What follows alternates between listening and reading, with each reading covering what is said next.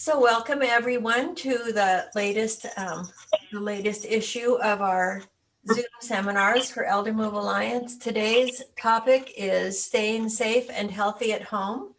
And today we have a special guest, and that is Sam O'Brien, who does medical insurance. And he's going to talk to us about Medicare. The reason we invited him today is that we are in open enrollment for Medicare. So if you want to make any changes to what you have, this would be a great time. So we're also going to talk to Ben, who is with in-home care with Right at Home. He has a Right at Home franchise in Seattle and covers the East Side as well. And then John Mescal is going to talk to us about getting things out of the house and making it safer. And I'm going to talk for Lori, who couldn't be here today, about organizing and getting the house cleaned up and organized to make it safer as well. I think we'll start today with Ben, and then we'll have Sam talk to us about Medicare, and then we'll get into making the house safer and ready for you to stay safe at home. So Ben, the screen is yours. Great. Can everyone see the little present to the Yes. screen I have up? Okay, There it sounds is. good. So is everyone, so hi, my name's Ben Solomon. Can you hear me okay? Mhm. Thumbs Yes. up? Okay. Yes. So my name's Ben. I own a Right at Home franchise. So we provide in-home care. So primarily been doing this now since 2004. So this is moving into my 17th year of helping seniors and adults with disabilities remain independent in their home, wherever their home may be, whether it's in a home they've owned for 50 plus years, an assisted living community, wherever it may be, where people don't want to necessarily, are looking to age in place. We provide supportive services. So the supportive services that we're providing is primarily caregivers. Has anyone ever experienced had caregivers in the home or are kind of familiar with the service? My mother did. Your mom did? Mhm. Who was that? I'm sorry. That was Joan. Joan. Joan. So can you share a little bit with the group? What was why she was looking? What facility? My stepdad had Alzheimer's, Mhm. and she tried two different nursing homes for him, and was not pleased with his care. And she was in her 80s, and she moved him home, and with a little bit of help in the morning and the evening, she took care of him for 18 months. Well, that's fantastic. Yeah. So that's kind of where care. We'll have a slide as I move into this presentation a little bit. Talking about the price for care, so you have a sense of what that looks like. The one thing to remember about care in the home is that it doesn't need. It can work with what your needs are. So, for example, Joan's. That was your mother-in-law. Mother. Your mother. I'm sorry. So Joan's mother just needed a couple of hours in the morning, a couple hours in the evening, right? Sometimes they just need a couple of hours, maybe it's 4 hours, a couple of times a week to provide in-home respite for a primary caregiver. Often the in-home care providers, caregivers, aren't necessarily the primary, are usually not the primary caregiver. Usually it's an informal caregiver, a spouse, a child, someone may be the informal primary caregiver, and then you bring in help to help support that primary caregiver, give that primary caregiver respite, ability to rejuvenate, get their, be able to be the best that they can be, both mentally and also physically, to be able to provide the care, because that is often the number one reason why folks end up leaving home, or there ends up getting into a real in a bad situation, is that the primary caregiver gets burnt out, gets sick, and then they end up causes a crisis. So really what we're looking at with in-home care and supportive care in the home is trying to figure out what are the stress factors that are going on in the home, and then trying to alleviate that so crises don't happen. So that's primarily what caregiving does. I'll talk a little bit in this presentation. I don't, how much time do we have, Mindy? I think like 10 minutes or so. I'm not going to spend that much time because I don't know what everyone's particular needs are. Is everyone looking to downsize? Is everyone looking to leave their home? Are people looking to stay in their home? Are people can I get a sense of where folks are, why they're in this presentation? We're thinking of staying in we're trying to decide to stay or to go. I see. How about you, Greg? Oh, I'm just here to learn a little bit about Medicare. So, Okay, you're here at Medicare. All right, well, I'm good. Sam will share that with you. How about you, Patricia?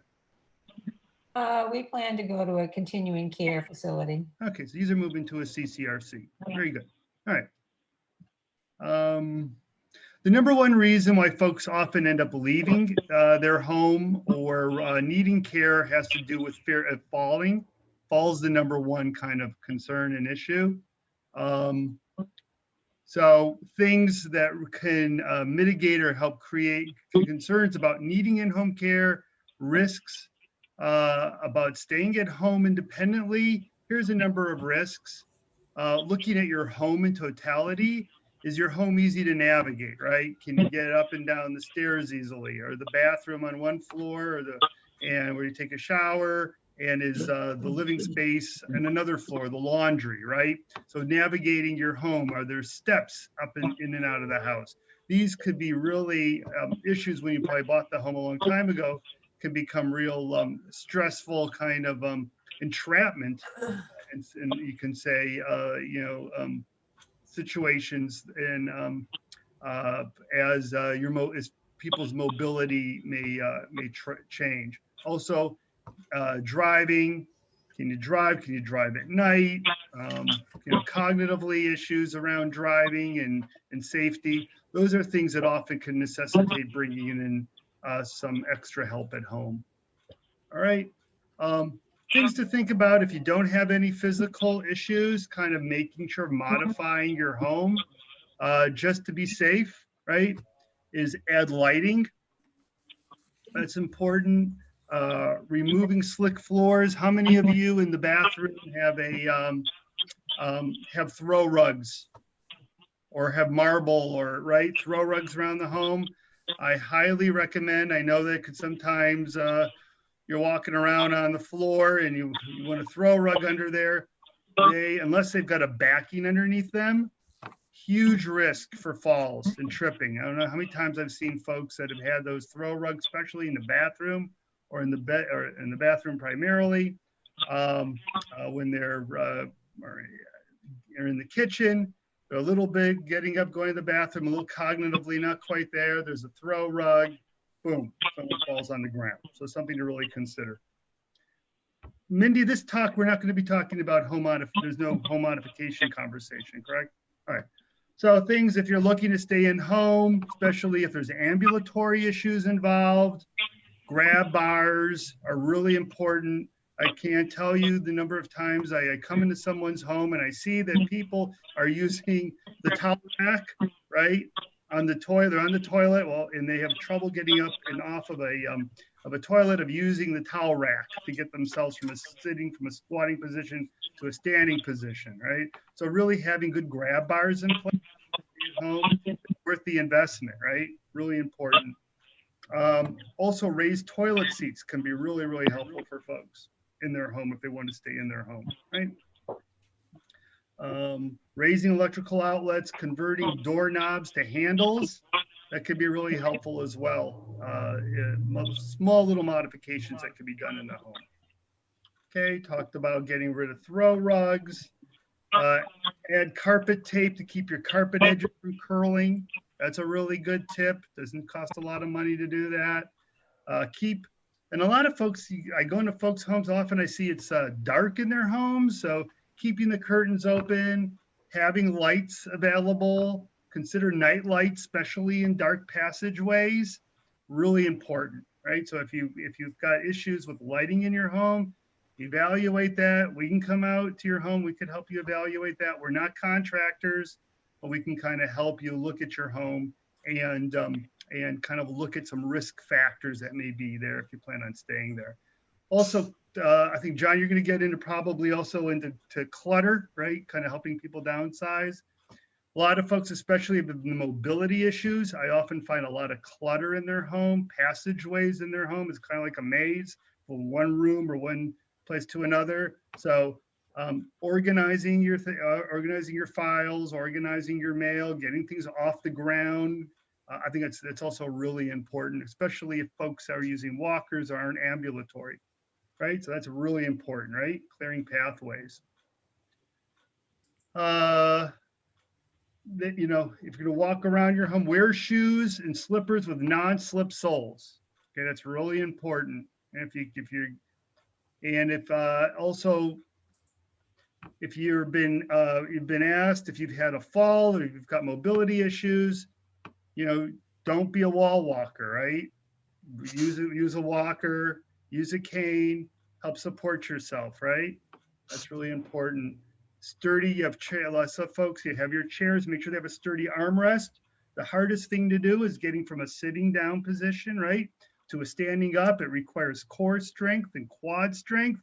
So you want to make sure that you've got either you're up high, right, or you've got some way of getting yourself from a sitting down position to getting a standing up position, right? You want to have a nice, strong armrest on your chairs would be really important. Or if your walker out in front of you, you have your walker locked. If you have trouble with mobility, of getting down and getting up, right? Those are really important things. Non-skid plastic mats or decals on the tub floor, right? And a shower chair if you've got also mobility issues. Showering, that's the #1 reason why caregivers are brought in the home. Actually, behind medication assistance revolves around bathing assistance. A lot of folks are and understandable. That's where a lot of the falls happen, are in showers. So a shower chair, a shower bench. You're kind of nervous about taking the shower, hire a caregiver, right? Comes in once a couple days, a week, and they could be there and provide assistance for shower assistance, right? That's important. Okay, so there's different technologies available in the home. If you have had risks of falling, I highly recommend getting a like a personal emergency response system, right? A necklace, a watch. I've had clients that haven't had those because if you fall on the floor and you're on your own and you can't get yourself up to a phone, it could be a while. If people aren't checking on you, you could be on the floor for a while. So having a personal emergency response system, a pendant system, it's really, they're not expensive. You can get them for like $20 a month. Someone that will monitor you, just have a system that will monitor. You can check the monitoring system. They actually have them that have accelerators. So let's say you fell and you hit your head on the corner of a table and you knock yourself unconscious. These fall things, accelerators can determine whether you're sitting down or you're accelerating and then decelerating, and they will call then the emergency response system, call you. If they can't get a hold of you, they'll send off help, right? So these are great tools. There's good aids that are out there that are inexpensive. If you're feeling you need that extra support, you don't have family or you don't have, you just want that extra layer of support, they're available, okay? The last thing I want to talk about is the cost of care. This is always what people want to know. If I'm going to bring a private caregiver in the home, what is this going to cost me?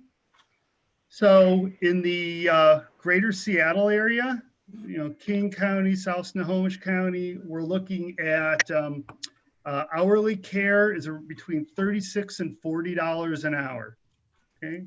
Depending how far out you live. If you live out in Falls City or live out in Carnation, people probably aren't going to come out for 4 hours. You're probably looking at a minimum of 6 to 8 hours per shift. But if you live around Lake Washington, you can get around, folks can come out. Usually a minimum for agencies is around 4 hours, right? So you're looking at 4 hours, 3 days a week, you're looking at between $430 and around $480 a week, having someone come out 3 days a week, right? 4 hours, 12 hours a week. If you do 4 hours every day, you're looking at 1,000 to 1,100. And it goes all the way up to what's called live-in care. And anyone's interested, I can tell you what live-in care is. That's not the same as 24 around the clock care, awake care, but you could pay anywhere between $33,000 and $4,000 a week. I just got a call from a family, just to give you an example, lives out in Redmond. Mom has had a stroke, left side affected, aphasia, is nonverbal, can't transfer, can't get up on her own. Dad has Parkinson's, right? They want to stay in their home. So they're having to have a live-in caregiver, and it's going to cost them around $500 a day to have a live-in caregiver who's going to be in the home, have a bedroom, and we'll have 2 caregivers, one person working 4 days a week, another person working 3 days a week, and providing that ability to remain, because they don't want to move into, really the only other option they probably would have would be move into a nursing home, and they probably would be very difficult for them to be together, right? So that's where a live-in caregiver, it's an option. It's what they're going to do with for now. They're working with this is for Elder Move Alliance. They're working with Jerry Sprudy and looking at their finances and trying to figure out how they're going to be able to manage care in home, and what are the next steps? Do they need, how long will that work? And they're putting a plan in place. So just to put a finer point on that, at $500 a day, that's $182,500 a year. It's a lot. Yep. So preparing ahead, if that's what your choice is going to be, would be a really good idea. And that's what it costs for care in this market. It's very expensive. On the other hand, a few hours, a few days a week can get you a long way, can't it? For a lot of people, that's all they're going to need. Exactly. All right, let me figure, how can I stop sharing the screen? Okay. I know you want to do questions later, but we can do questions now, and then we can have questions at the end as well. Does anyone have any questions right off the bat for Ben? I have a question. Let me know I'm holding my We can hear you. okay. yeah. So I was trying to cut around ivy so the light could shine up, and it's on a steep slope between the street and the driveway. The ivy was wet, and I rolled down and luckily didn't fall off the end of the rockery and hit the driveway. But it made me realize, even though I don't have any mobility issues, that I could have been there for days because you can't see the driveway very easily from the street. You didn't have a cell phone on you. So what I would like to know is, what do you recommend? You said that there's some devices, and I've heard of them, but what do you recommend for someone that it's not so much mobility, it's just that if I fell and I were either knocked out or couldn't get up, something I would have on me to press, because I wouldn't have my cell phone when I'm doing that kind of stuff. Like Phillips Lifeline, for example, is a good product. That's an example of a product that's really it's kind of like the market standard. And now, of course, the thing is you have to make sure is, where are you relative to the home base? So it has a radio signal, right? It sends a radio signal between a home base that's associated generally with a landline. There are some new systems that have that work via cellular, and I don't have them off the top of my head. I can do a little research for you on that, because it's now changing. Generally, in the past, it's all been based on a landline. So you got those receivers and those watches have a radio.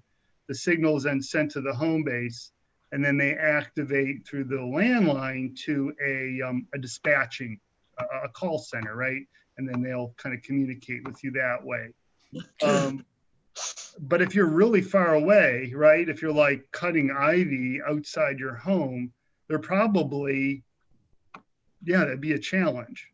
So that's a good question. If you don't have a cell phone on you, which would be just kind of the first thought that comes to mind, I'm not sure what other devices, but I'd be happy to look into that.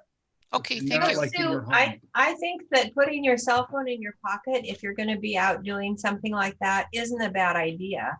Well, I it would have been kaput if I had done that because I was so bruised up and cut right through the layers of my pants I had on, Wow.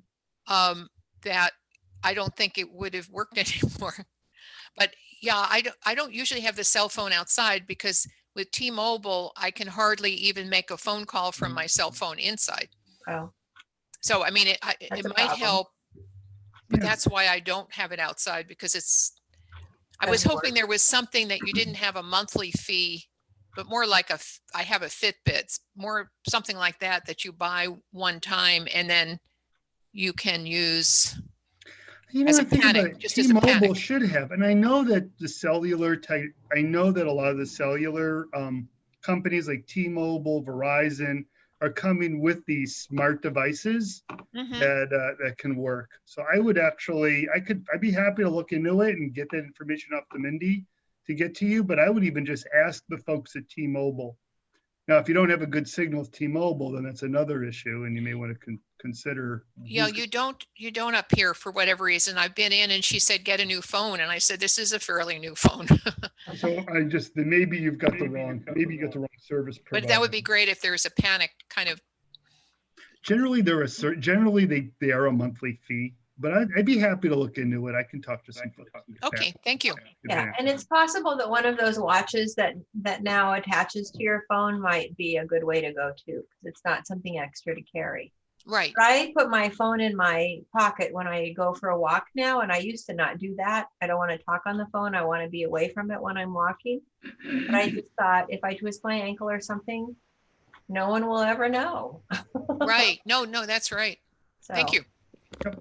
all right. So now I think we're going to go on to our guest speaker, Sam O'Brien. One of the things that's going to keep you safe is if you do fall down the hill and ruin everything on you, then insurance will be a really important thing. So I think it is important that we get medical care and that it's going to work for us as well as possible. And as I mentioned, this is the open enrollment period for Medicare. So if you make a change, now's the time. Here is Sam O'Brien. Sam, the screen is yours. I can't hear. You're muted. I had to mute you because there was noise. There we go. There you go. Thank you.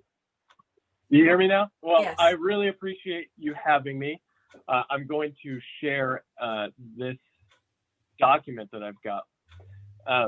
So I typically like to start when I give these talks with a Medicare 101. Now, you may know everything on this, but I think it's a good refresher as to why you would choose one or the other, or at least what you have and understand how it works. So I like to start with Parts A and Parts B. These two options are offered by the government, and you have to have them for any type of Medicare supplement or Med Advantage plan. So briefly, how they work. Part A is hospital coverage only, as well as skilled nursing. So if you don't know what skilled nursing is specifically, because it is covered differently with Medicare, it is if they expect you to get better and you have to stay at a facility, that is considered skilled nursing. It would not be applicable to a nursing home or other in-care providers if they don't expect you to get better. Medicare does not cover that. So that's one thing to know. But that brings me to, it is $1,402 for the first 60 days of going to the hospital or a nursing facility. So that is your full copay for that 60 days. Then after 60 days, the copay changes. It goes to $300 a day. And that is every day you pay $300 if you're still at the hospital.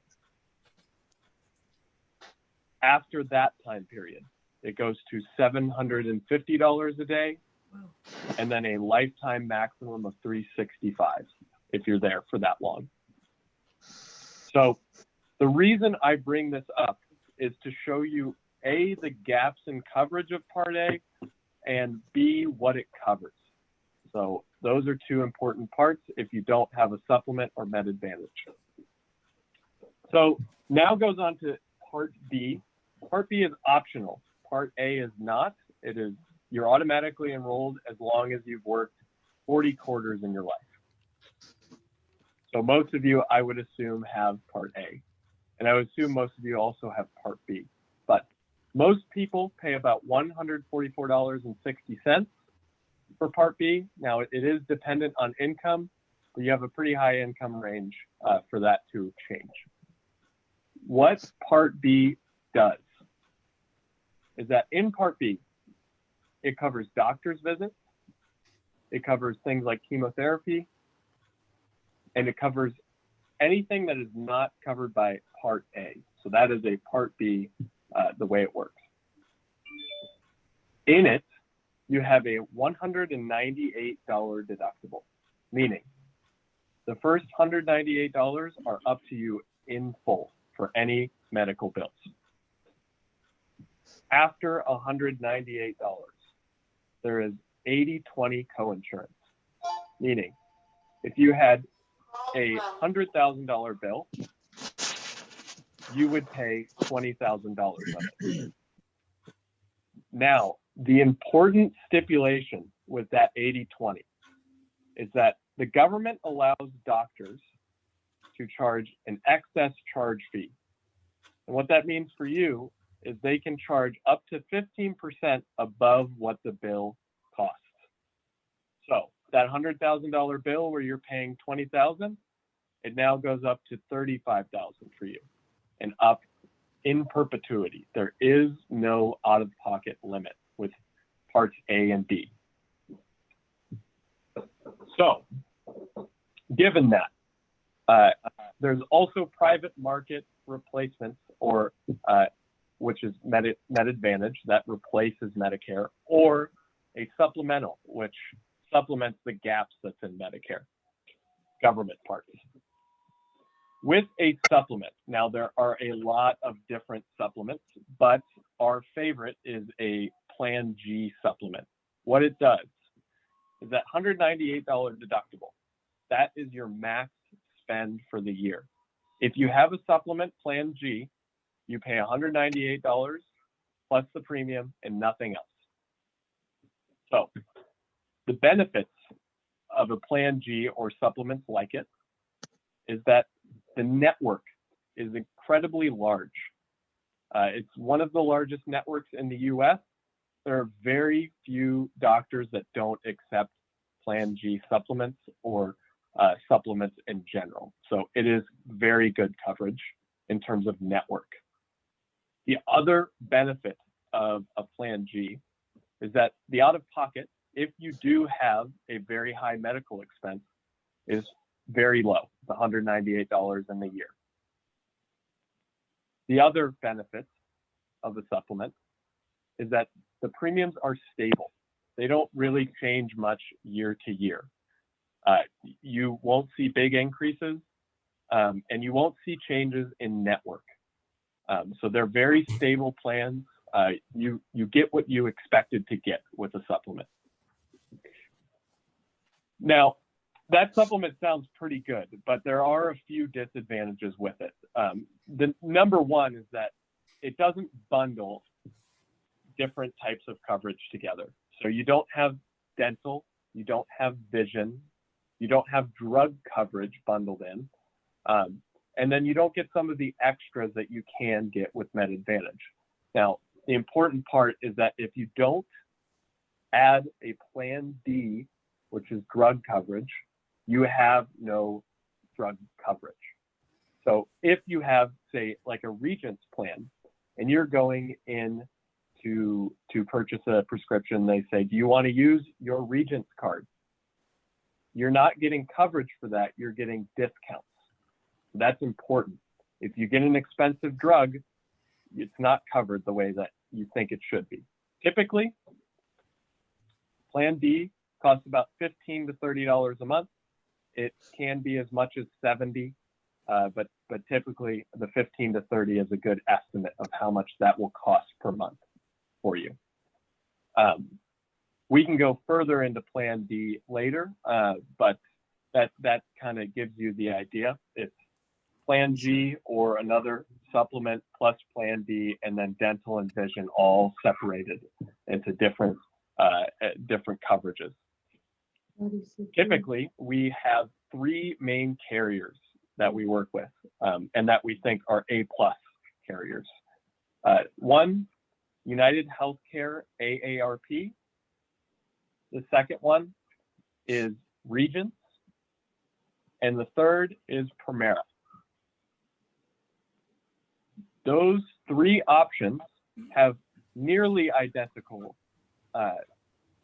networks, and the plans are all standardized, so they're exactly the same. Currently, we find that Regence has the most competitive pricing. So it's about $182 a month. If you have a spouse on with you, it's about $186 a month if you do not. One thing to remember, the $144.60 here with Plan B never goes away. So that is always required. To get a supplement, you must pay this. And that's the same with Med Advantage as well. So that wraps up supplements. They are very good coverage, but they do cost more.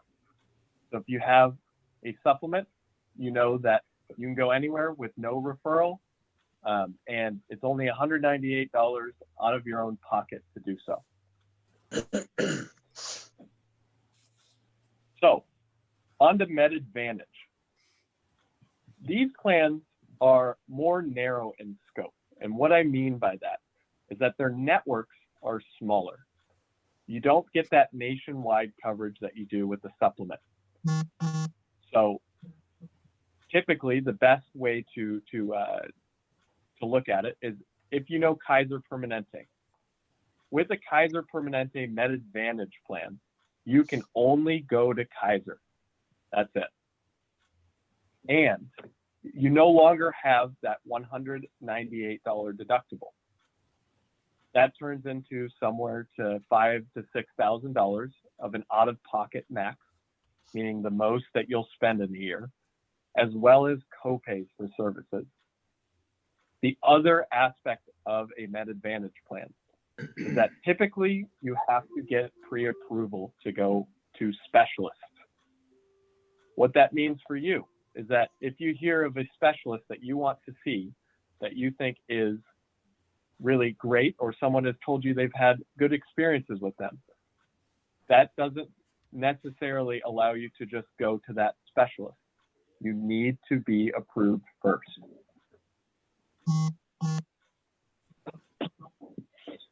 So, what are some of the advantages to Med Advantage? Well, the first is cost. Med Advantage works in this way. It replaces Medicare. So parts A and B are not applicable, although you have to pay for them. The government will send money to the Med Advantage plan, and that is how they administer it. So it's not the network. The networks are not the same. They determine those on a yearly basis. Generally, they are HMO plans, meaning the network, even in Washington, is small, unlike a supplement. They do include Part D as part of the package, dental, vision, and some health club services at no extra charge to you. Many people like this bundle, and if they don't have a lot of medical costs in the year, it can be a very good deal. Some of the disadvantages, as we spoke about earlier, the networks are smaller. The benefits for each plan are vastly different. Again, the primary care referral is required, and the out-of-pocket in the year. So the amount you'll spend outside of the premium is much higher, typically. So the other disadvantage of these plans is that they can change year to year. So you'll have to switch on a yearly basis if the network is different. That's not always the case, but it is far more frequent than it is with Plan G. There's a lot more stability with a Plan G or another type supplement. And the last disadvantage for a Med Advantage plan is that you can't get back on a supplement if you want to without a health questionnaire. You can always go from a supplement to Med Advantage with no questionnaire, but you cannot do the opposite way. So if you currently have a supplement, you can switch to another supplement. But if you switch to Med Advantage, know that you're not always going to be able to get back to a supplement. So that is an important piece.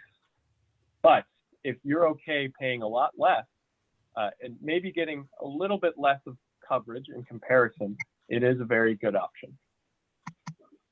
So that gets on. Does anybody have any questions regarding that? I know that's a lot to throw at you. So if there's anything that I didn't explain to the fullest extent, please let me know. So you're ready now for questions, or do you have some more that you plan to cover? I'm ready for questions if you've got them. Go for it, Sam. Well, I'm a former Boeing employee, and we have the medical that Boeing provides, and it's expensive as hell. But between the discounting that Medicare does to services and then the Boeing insurance, we never have a worry. We can go anywhere, anytime. We don't need referrals. We don't need zilch. And so while it's expensive as hell, the peace of mind that I have, at least, is extraordinary, just simply because, you know, I know that Joan and I are taken care of, period. But it's a lot more expensive than anything that, you know, dollar-wise that you've mentioned. Right. Absolutely. So I would say that supplements would be the closest match. And in terms of, it's group Medicare, correct, through Boeing? That's what I remember. You're not paying for COBRA currently, correct? Paying for what? Cobra. No. Okay. No, we're not paying. Typically, the benefits are just as good outside of that group. Now, I'd have to take a look at your specific plan to give you more details on why that is. But Medicare supplements, they offer the same coverage practically. So I would be happy to look at that with you and see if it makes sense to maybe save some money. And if not, no problem. I don't need to take too much of your time, but I'd like to look at your plan and maybe offer a suggestion in that regard. But in terms of you being able to go wherever you want without a referral, a supplement Plan G or Plan F would be a very good fit for that. How much is the Boeing plan per month, Sam? Oh, it gets more expensive every year, obviously. I think right now, for the coming year, I have not received the quote yet, but for this year, it was like $680 a month. Whoa, just for you? Joan. For you and Joan? Yes, and all our medication, you know, is like $10 for what I would have to pay $150 at, you know, at a pharmacy. And I have a lot of medication, and so does Joan. So, like I say, I mean, I had,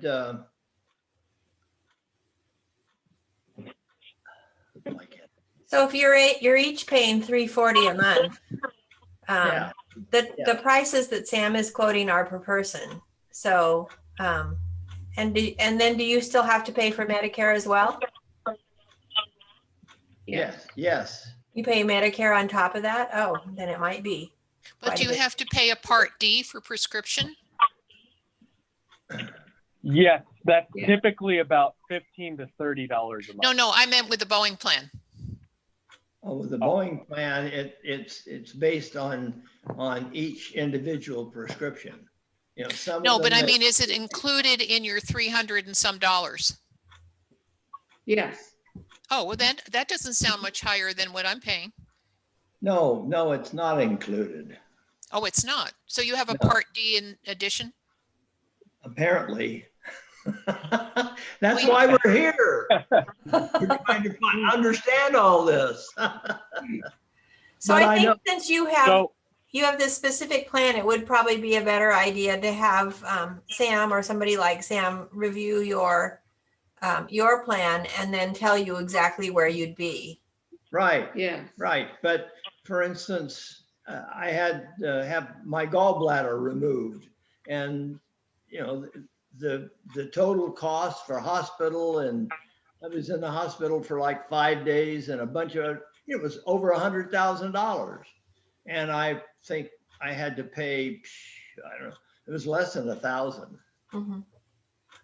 Well, that's interesting because I'm on a Medigap policy, and of course a Part D in addition, which he was talking about before. You know, the it happens to be, it doesn't matter. It's a Plan G. Mhm. And I had 1 year 4 surgeries, and last year had a surgery with 3 nights in the hospital. And then because of cancer, I get 2 injections that are over $4,000 each time, and I've never paid a penny. Mhm. Except for the deductible, which is, as he says, you pay that at the beginning of the year, you know, under $200. Yeah, So it might be worth looking into, I would think, if you're having to pay in addition to your coverage, your Right. premium. I think it sounds like it's worth checking into. Yeah. My dad, when he passed away in the hospital, was there he was in a nursing home for months when he was getting better. And he was, and then when he passed away, he was in the hospital for quite a while. And I don't think we paid anything either. Yeah, my husband was in the hospital with pneumonia. He had Alzheimer's, but turned into pneumonia at Overlake for 10 days with full care, of course, and we didn't pay a penny. Mhm. Mm. Yeah, I think you might want to get that checked into, Sam. Oh. I think so. Are there any other questions for Sam O'Brien, since we have 2 Sams? I wondered why you're not talking about Mutual of Omaha or United of Omaha, same company, which is what each year I look at both plans and compare them all, but I've been staying with that. Is there something you have against them, against that company? no, I don't have anything against the company. There are a lot of different supplement carriers. Now, Mutual of Omaha, we have supplement Plan D drugs that we utilize quite frequently. It just so happens that we think A, customer service, and B, network with United Healthcare, Primera, and Regents is the best and most cost effective from what we've seen. And the nice part with the supplement is that you can change it in Washington month to month, any time of the year. Well, I am on That's a not the case with supplement. Medicare. It's just a different company. I've been So you on could, United also. yep, you could change at any point. So you could change next month, you could change next year, in March or whenever. Oh, so the open enrollment if days you don't wanted to matter. take- They do for Med Advantage. Okay. Sam, statistically, do you know what percentage of enrollees opt for Med Advantage plans versus standard Medicare? Do you have that number? I know Med Advantage is relatively new and is probably growing pretty rapidly, but where does that sit right at this point? A vast majority of my clients go the supplement route. The thing with Med Advantage, I don't have that exact number for you. Med Advantage makes insurance companies more money than supplements do. And typically they advertise more. So I think a large percentage of the population does go the Med Advantage route. But in terms of how many, I don't know. Typically, my clients go the supplement route, but I don't have that answer for you, unfortunately.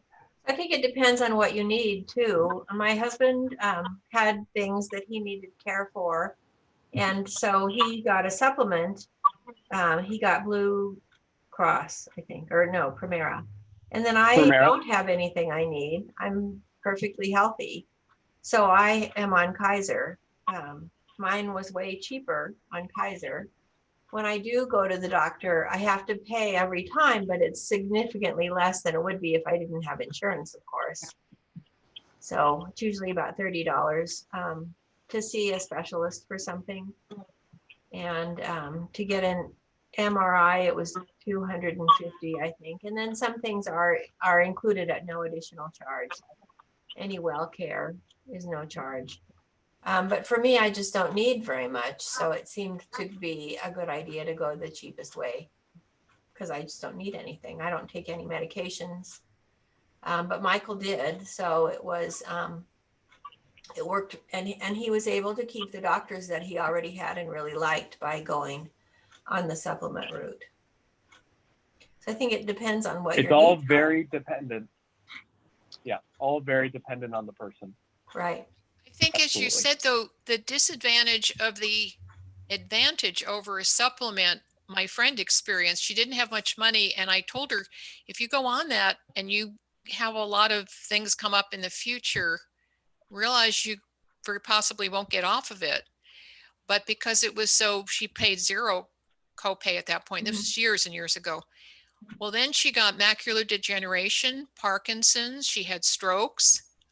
And it was a nightmare because she needed physical therapy. All of those were copays. She had shots every few months for the eyes. I mean, it just went on and on. So you don't know what's going to happen in 5 years, but Right. he was kind of stuck with it. Yeah. But when you get to this open enrollment period, I think you can change. Isn't that correct? If I wanted to go on a You supplement, can change.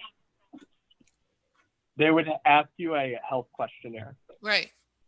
So if you're healthy, yes, easy to change on. If you're not healthy, it's not always easy.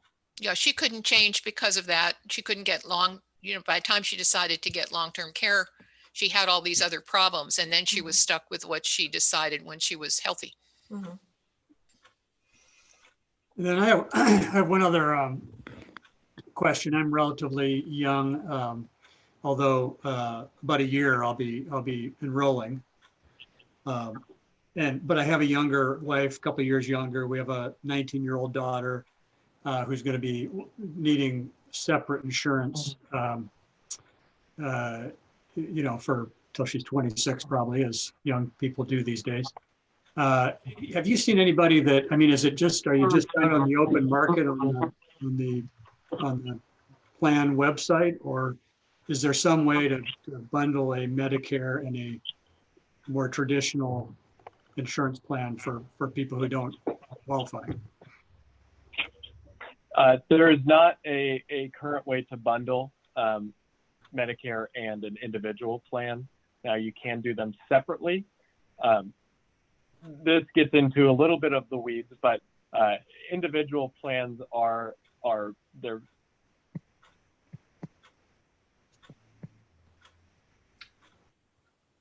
We just lost you, Sam. Your voice.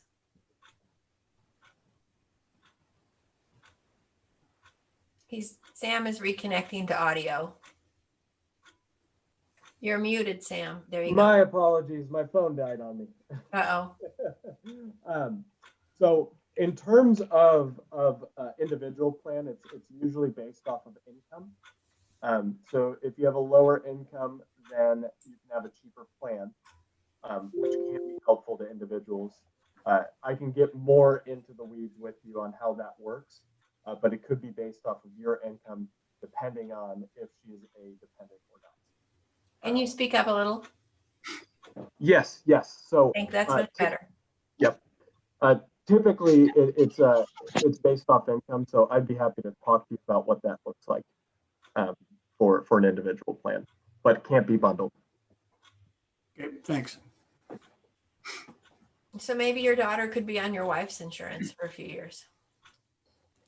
Yep, we'll have to figure that out. Okay. All right. And how do we get in touch with you? How do we make an appointment with you? I can give you my phone number here if you'd like to write it down, or I can give it to Mindy and to have sent out up to everybody here. Not sure. I can write it down. Okay. My phone number is 206 566 3700.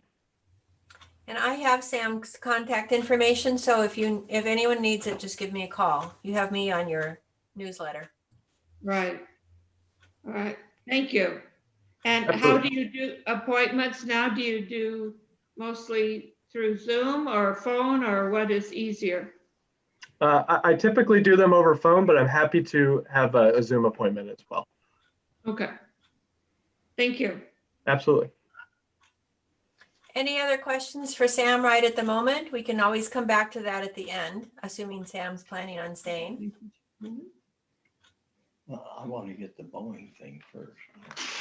Okay, so we're going to go now into the other topic that I wanted to bring up today, which is just what, and Ben actually went into this as well.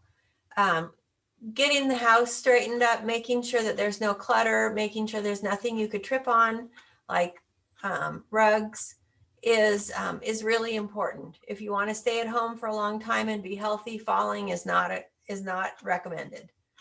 And so I invited John to talk to you about how you can actually get some things out of the house, even while you're living there. And now I'm going to turn the screen over to John, and he can tell you different ways that you can. And we've already talked about how your kids don't want anything anyway. So if there's just too much stuff in the house, if there's too much stuff in the garage or any place where you think you might have an issue, get it out. And John is one of the people you call to do that.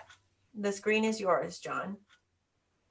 All right, hello, folks. Like Mindy said, I'm John Mescal with CJ Estate Sales. We can come through at a stage in your life where you're ready to start downsizing and declutter. And our purpose would be we could come in and point out all the items that you are talking about no longer wanting or needing, and telling you if it's worth setting aside for an estate sale, or if it's just better to just find somebody to give it to or to donate it. A lot of times we get phone calls where, you need a spare room finally opened up and you've got your huge doll collection or toy collection or whatever sitting in there. We'll come out and we can either buy it, consign it, or find a third party that would be interested in buying you out. We can do that with just a few items at a time if they are good enough quality and value. Otherwise, if you have a lump sum group of items that would necessitate a good return on investment, where we could say, hey, all right, you've got 10 boxes of china that we could resell, or we know a buyer for it and help you liquidate. A lot of times people call us up so we can walk through the home with you, and you're deciding, what you really want to keep, what you really no longer want. And we'll just tell you, hey, these items have the value. These items you can just go ahead, get rid of. It's not going to hurt your pocketbook. It's unbelievable how many people keep National Enquirer magazines. They have no value. Feel free to cut them up, shred them up, burn them, donate them, whatever you want. Same thing goes for 90% of the dictionaries and encyclopedias, because nobody wants those any longer. Great things that if you need to make up some room and space in your home, if you're no longer working out in the garage or in your shop, that's a good place to start. We can go out there and get rid of and consolidate all your tools, buy them out. We can consign them, or we could just say, hey, you know what? We can help you if you want to do your own garage sale. We'll help you for an hourly fee, organize, price everything, and you can do your own estate sale or garage sale if you needed just a small enough area to do it. We've done that a number of times with people that just want to clear out their garage. Fishing collections, camping collections, even firearms and hunting paraphernalia. If you don't have enough that for an estate sale, again, don't worry about it. You could always call a company like ours. We'll come out and we, like I said, we could buy it all, or we can help you consign it. We'll pack it all up and take it off to a consigner, like an auction house or a rifle dealer, a gun dealer. That now in this state of Washington, they passed a law a number of years ago that only a licensed dealer can actually take part in the transaction of a selling of a firearm. Used to be you didn't have to have any of that, but about 10 years ago, the law was changed. But by calling us in and doing a walkthrough and you showing us all the stuff you no longer want or need, we can at least get you on your journey to decluttering. After we tell you what's no longer, worth your time and energy of holding on to, you can then have your family members come out and say, hey, these items aren't worth us our time and energy. Do you want them? If they don't want them, pack it up, load up your car, haul it to Goodwill, Value Village. And if I just tell you it's just clearly recyclable or garbage, you can feel free to do that as well. John offers a clean out service as well. So you could help them with that as well too, John, right? That I could, yes. Yeah, we're a lot cheaper than 1-800-GOT-JUNK, I'll tell you that.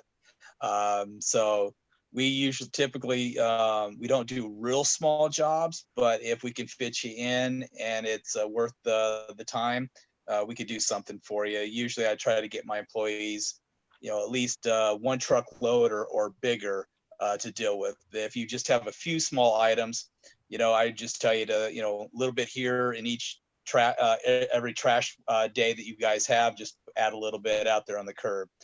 But with me, I've got email and I've got my cell phone. You can text me or email me photos and questions anytime, and I'll tell you, yeah, keep that, or you know what, that's not worth keeping. Don't worry about it. Anybody have any questions or comments?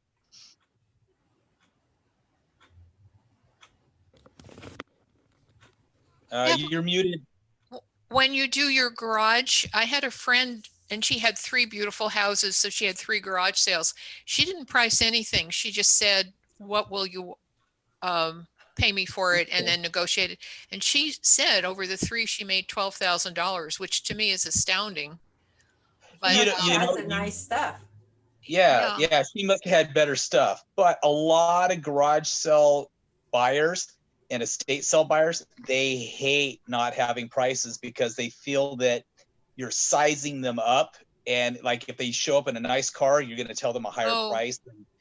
So a lot of them, they tend to stay away from the ones that have nothing priced. They just kind of glance and they walk away because they feel that they're going to be profiled on that. Interesting. Way. Yeah. So my company will price everything basically that's like $10 or more, because I feel that it's not worth the person's energy and hourly fee to be pricing stuff that's less than $10. And we could just say, hey, these items over here make like $1 table, $2 table, whatnot. And then just get your money where the money's worth, and everything else is just purely just get it gone type mentality.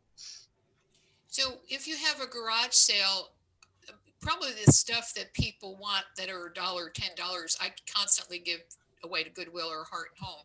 The things sometimes I keep are a fairly new rice cooker, a Gaja, espresso machine, because I paid a lot for it. But is that worth even, or should I just get rid of that stuff too? It just depends. Right now, most people that are stuck at home or have lost their jobs with the craziness of today's world, they're making their money online. That's what I'm doing. I've basically, most of my stuff is now selling online. I do online estate sales, I do eBay, I do social media sales, and that's where it's all at. And small appliances are very sought after. They sell quickly. Even some of the broken older pieces, you can strip apart and sell the usable parts to the people that have a piece at home that just needs like a lid or a little spout or something. They'll pay good money for it. Those things are heavy though. Aren't you shipping them? Some of it I ship, and some of it like I said, we take apart, we sell the parts because the parts weigh almost nothing, and you just recycle the rest of it. I had an old coffee maker that wasn't working, and I picked it up for $1. And the person told me it didn't work. But I sold the cord, the lid, and a few other pieces and made like $50 just Whoa. selling the parts. Oh, I mean, anything I have would be working. Could you sell the 2 canoes I have? My husband was president of the canoe club, Paddle Trails, and so they're very good. You know, Grumman and another one. If I go on Sure. eBay, they're that type of stuff. Yeah, those typically sell like springtime and summertime when people are actually thinking about being outdoors versus hibernating. And A canoe would be a great Christmas present, though, for somebody who really wants one. It would be a great present. So Sure. if I sent you photos of that, is that something you could sell even if it's next spring? Possibly, if it could generate enough interest. I usually sell the big stuff like that on Facebook Marketplace or an online estate sale format. I do a lot of the cleanouts and buyouts we've been doing lately with nobody wanting to really do in-person estate sales. We're just generating like 100 items at a time, taking the photos, doing the description, picking a price, and then just throwing it up on the internet, and then just let people buy the stuff, and then they come down to my location, they pick it all up. But I mean, the reason that I'm single and I don't particularly want to do something when I'm by myself, even though the canoes are outside, would you pick them up, or would you have them come here since they're heavy? I mean, you need a certain kind of vehicle. Yeah. I live down south, so I'm kind of on the fringe of where people tend to want to travel to.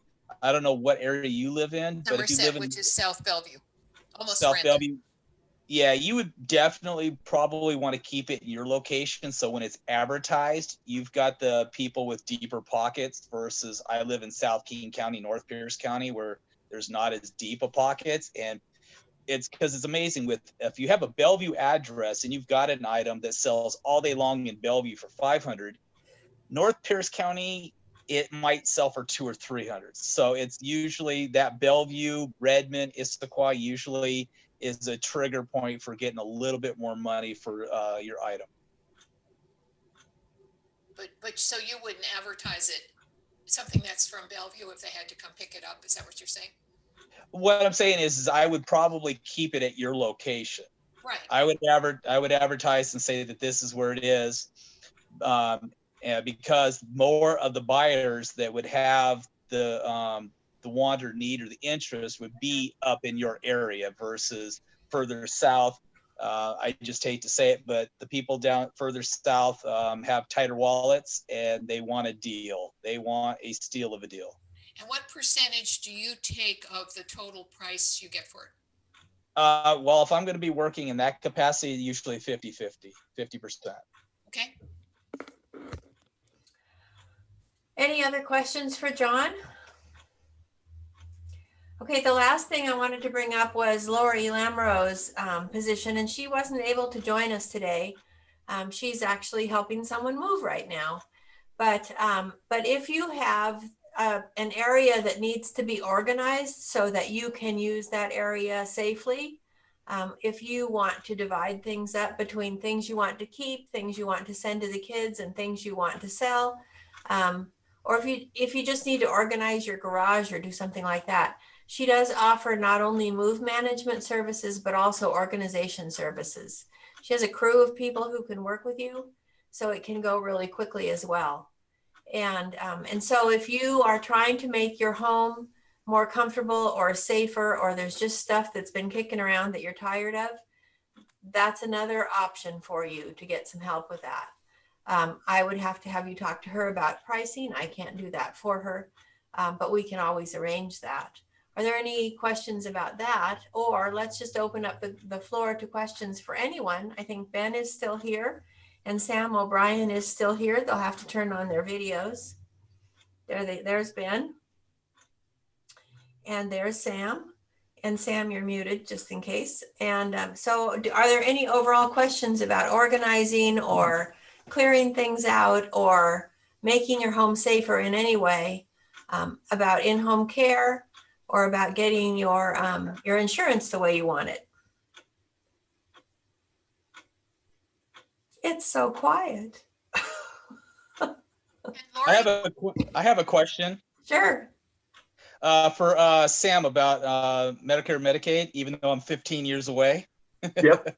I'm a disabled vet, so I get VA. Yep. But so what? TRICARE? No, just the VA. Just the VA. No, Okay.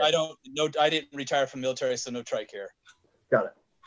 I just got hurt, and by the grace of God, I qualify for VA assistance there on that. So what's something that I should be thinking about for the next 15 years for when I apply? Well, Medicare? for when you apply for Medicare, well, I would say the thing you should think about is how often you go to the doctor. Never. That's going to be never. I just went in and had skin cancer removed a couple places, but other than that, I haven't been to a doctor in 8 years. Right. Well, then you sound like someone who may benefit from the cost savings of Med Advantage. Okay. But I think that the big determination is that you have to make is how healthy do you think you're going to be past that? So is it worth paying the $188 instead of the $0 with some Med Advantage plans? So that's the big consideration I would have going. Yeah, because they're gonna cover and take care of like my knee replacements and such that I destroyed in the military. Yep. But outside of that, my family's usually fairly healthy through both sides of my family. Yeah. So I'm thinking I'll probably late 80s, early 90s. So I'm just trying to think of any cost that like the VA would not cover, and I don't make gobs of money, so I'll be fixed income down the road. So I'm just trying to pre-plan of, hey, what would be strategically best for me right now. I mean, granted, things can change. Yeah, if you were to get Medicare right now, I'd say Med Advantage, based on what you told me. You say which one? I would say Med Advantage. If Med you're Advantage, really okay. going, yeah, it makes sense. It's a cheaper option. But the hard part is determining if it's that less premium is worthwhile for not necessarily being able to go onto a supplement. That's the hard determination you have to make when you jump onto Medicare. Okay, so even with the VA, they're still going to make me do A and B? I actually don't know that question. You don't? Okay. Yeah, I don't know that question. Okay. Yeah. All right. That was my main question, was do I have to do A and B? So most likely I'm assuming. I think so. But I don't have any clients that had that issue. So Okay. Yeah, I'm not sure. That's okay. When you don't know, say you don't know. Yep. You can always look it up. This information is available. John, you raise a good point. We do a lot of work with veterans. Is anyone, actually other than John here, a veteran? Sam or Greg, we've served? You did? So there is a program called the Aid and Attendant Benefit. And our attorney in our group, Jerry Sprudy, is an expert on it and helping kind of understand eligibility. But generally, if you served during time of America was at war, and there's specific dates associated with that, and that you have certain activities of daily living that require some level of support, and that you also, there's a financial kind of hurdle, but it's nowhere near as complicated as Medicaid. There's a pension, and Congress created this pension around 20 years ago, and it's not really well known, but it helps pay for care, whether it's care in a community, living actually in an assisted living or continuum of care community, or care at home. It's called the aid and attendant benefit that the VA puts out. So it's something good if you've got friends that are veterans that are needing care at home. And not only is it for the veteran, it's also for a surviving spouse as well. So it's a really great benefit. Not a lot of people know about it, and it can pay up to over, I think, around $24,000 a year in supportive living. It's All really, right. yeah. Sam, did you have something? You're muted. Sam Bell, you're muted. Did you have something you wanted to say? Frequently. I miss that. Something frequently. What did you say? I was just saying 24,000 sounds pretty good. But you have to be on active duty during wartime. And I happen to have been on active duty during Vietnam. So That counts. There you go. so That's I wartime. assume that- Well, they count that. There's specific dates. I mean, they're like Vietnam's from this date to this date, the Korean, Right. Korean War, this date from this date, Gulf War, this date to that date. So, yeah, Okay, well, that's good to know. aid and attendant benefit. Yeah, you served. You might as well get what you worked for. And Jerry Okay. Sprudy, and it doesn't cost, it's against the law for someone to charge you to determine eligibility for this service. So I know Jerry Sprudy, the attorney associated with a member of the Elder Move Alliance, he's really good at it. And if you want to determine, as you look at it, he'd be happy to, I'm sure, to look over your situation and give you a sense of that's something that if you feel that you'd be eligible for if you need that help. Thank you very much. My pleasure. I'm glad that came up right at the end. Any I other have a question for Ben. Yeah. Sure. And since you help get rid of stuff, can you just tell me about fur coats and clothing? We I used think to that's be in a John panther does group. that. I don't get rid of That's for stuff. John. That's a John question. Oh, well, I was just wondering, I have a fur coat and I have a lot of clothes from when we used to go dancing, which probably now would be considered vintage. Is that something where you sell stuff that is of any interest, or does that a Goodwill item? No, I don't buy that kind of stuff, but I can facilitate meeting with like a potential buyer for that type of stuff from you. I know a lot of people that are into vintage clothing, and a matter of fact, there is a whole younger generation that dresses up in all the old time clothing, and they wear it as a daily thing. You just happen to be in the wrong state and wrong county for fur. The people tend to not be fur active wearers so much, but there are still strong areas for furs, and you can always find a buyer in one of those areas and just ship it to them. Besides Russia, what are good areas for fur? Well, I don't know, because I've never sold a fur online. I just usually sell it to a buyer that I know, and he actually ships it out to China. Oh, okay. Oh, But if your fur is, and most of the time, if this guy does not buy the fur, I know another person that buys the furs, and they turn them into teddy bears. yes, I heard that. I heard a friend say she did that. I didn't know how, but Yeah. We had a friend who found a fur, I think at Goodwill or someplace, and she had it made into a vest for her significant other to wear, and he loved that vest and wore it all the time. And we were living in Denver at the time, so it was cold enough to wear a fur there. Well, the reason I'm keeping it is if we lose our power and it doesn't come on, which has You'll be happened, warm. I'm going to wear that fur coat because it's so warm. I have a spectacularly gorgeous mink that I wear about once a year. I wouldn't wear it out, but I actually wear it out once a do year. you? I wear it to the company Christmas party and Mm. everyone loves it. Yeah, so gorgeous. It has bell sleeves. It's just beautiful. Any other questions for our speakers today? Okay, our next topic is on the 17th. I think that's Monday. No, Tuesday.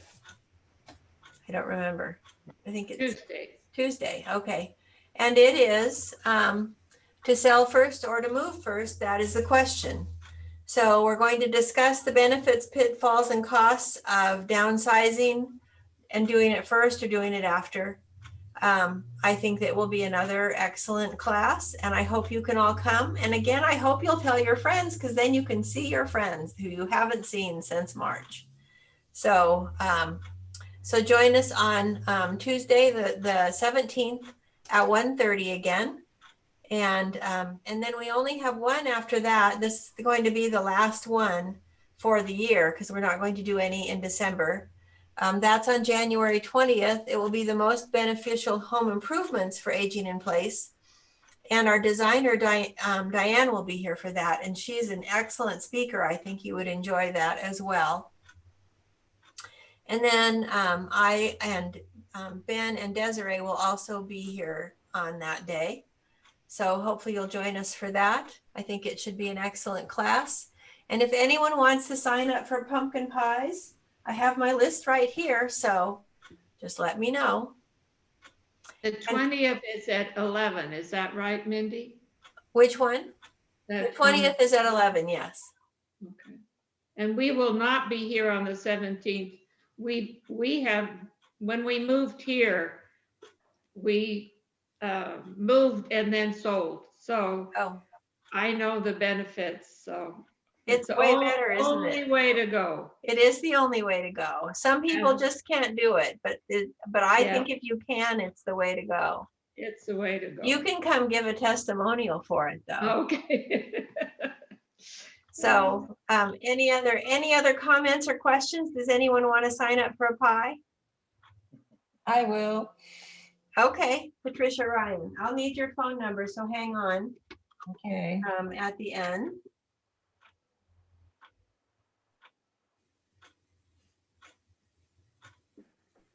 All right, and that's it. Anybody else? With that, we can stop recording and end our class. Thank you all so much for coming. Thanks, Sam, for being our special guest. Thanks, guys. Thank you. I appreciate it. And if anybody needs further information from any of our speakers, you can always give me a call and I can hook you up. So thanks a lot. Thank you.